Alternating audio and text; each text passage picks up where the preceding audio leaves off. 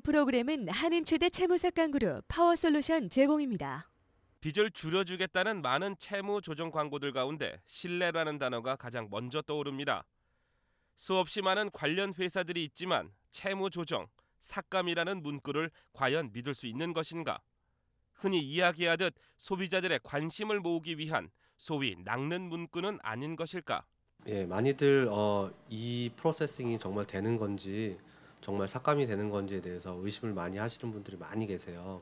근데 법적으로 전혀 문제되지는 않아요. 담보 물건을 뺏을 수 있거나 그런 게 없기 때문에 은행 입장에서는 웬만하면 삭감을 해주려고 해요. 그래서 삭감을 해서 아예 못 받는 것보다, 그리고 손님들이 만약에 뱅크럽시를 하게 되면 은행에서는 하나도 못 받는 경우가 많거든요. 그렇기 때문에 거기까지 가기 전에 웬만하면 은행에서 한 30%를 받던 40%를 받고 나머지는 텍스 라이트오프라 해가지고 은행에서 처리할 수 있으니까 그런 쪽으로 하기 위해서 세르는 돼요. 경우에 따라서 길게는 1년 이상 소요되는 채무 조정 절차지만 담당 회사에서 이를 제대로 처리하지 않아 소비자들에게 또 다른 피해를 입히는 경우도 있습니다. 즉, 회사가 일을 하지 않았다는 얘기가 됩니다. 이렇게 부부분이 오셨었거든요.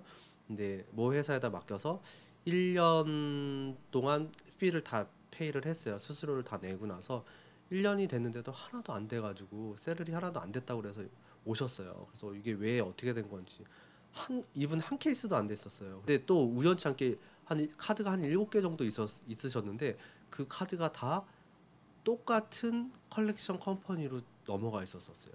그러면 전화 한 통화만 했었어도 거의 될 수 있는 찬스가 많거든요. 왜냐면 같은 회사에서 같이 관리를 하기 때문에. 그래서 저희가 받아가지고요, 2주 만에 그냥 7개 그 크레딧 카드를요 그냥 한 번에 다 셀을 했어요. 2주 만에 그냥. 또한 소비자가 내야 하는 수수료도 살펴봐야 하는 부분입니다.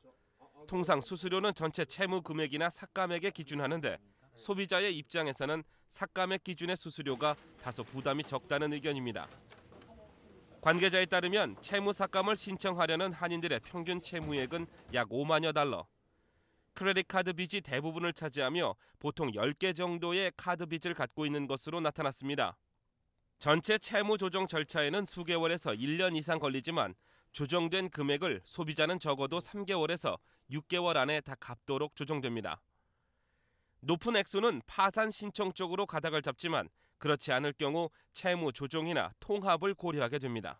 그 뎁 컨설리데이션이라고 있는데요. 그건 뭐냐면 이자를 낮게 조정을 해준다든지, 예를 들어서 뭐 10% 이자를 뭐 2%, 3%로 낮게 조정하고, 아니면 이자를 없애주는 경우가 있어요. 없애주고 나서 그걸 어떻게 하냐면 한 5년 안에 다 원금을 다 갚는 프로그램이 컨설리데이션이에요. 빚을 다 갚을 수 있다는 게 컨설리데이션의 좋은 점인데요. 대신 원금을 삭감을 받지는 못하세요. 그리고 또 뭐가 있냐면 컨설리데이션을 하면 크레딧에 전혀 문제가 없다고 생각을 많이 하시는데요. 크레딧 리포트에 컨설리데이션을 받았다는 문구가 나오게 돼 있어요. 결과적으로 선택은 소비자의 몫입니다. 이에 따라 꼼꼼한 사전 점검은 필수입니다. 그렇다면 피해를 입은 소비자들에 대한 보호책은 없을까? FTC에다 신고를 하셔서 이런 게 잘못됐다든지, 아니면 뭐 선불을 받지 말아야 되는데 선물을 받는다든지, 아니면 뭐 다른 주에 있는 사람인데 그냥 찾아와서 상담하지 않고 그냥 온라인으로만 그냥 받았다든지, 이런 거에 대해서 잘못된 게 있으면요 FTC에다 고발할 수 있어요. 그럼 온라인 가가지고 서류 작성해가지고 보낼 수 있고요. 아니면 그냥 전화로서 할 수 있거든요. 그러면 위반되는 게 보이면 FTC에서 인베스티게이터가 나와가지고 조사를 할 거예요. 조사하신 다음에 문을 닫을 수도 있고요. 아니면 케이스당 16,000불씩, 한 케이스당 16,000불씩 그 페널티를 물릴 수도 있어요. 채무를 조정하려는 소비자들의 마음은 그만큼 절박할 수밖에 없습니다. 모든 절차가 끝나면 다시 크레딧을 쌓을 수 있는 재기의 발판이 되지만 한인들의 악용 사례도 그만큼 늘고 있습니다. 다시 강조하는 부분이지만 자신의 자산 규모 또는 지불 능력을 고의로 감추고 크레딧 카드나 상업용 무담보 융자 빚을 삭감하려는 한인들의 반성이 필요합니다. 약삭빠른 잔머리보다는 본래의 좋은 뜻을 먼저 생각하는 선진사고가 이루어져야 하겠습니다.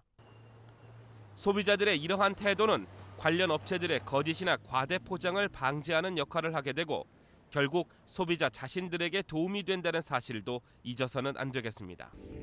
위클리 법률, 오늘은 채무조정 회사 선택 기준에 대해 알아봤습니다.